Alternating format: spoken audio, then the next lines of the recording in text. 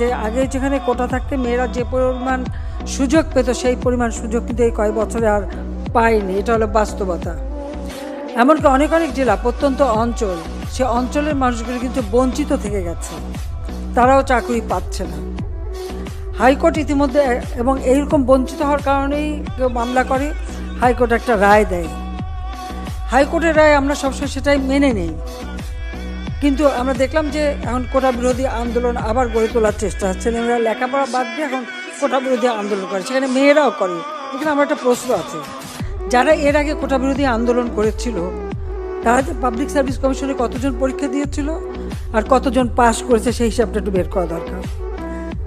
তারা দেখাক যে পরীক্ষা দিয়ে তারা বেশি পাস করেছিল, মেয়েরা বেশি পাস করে বেশি চাকরি পেয়েছে কিনা, সেটাকে তারা প্রমাণ করুক।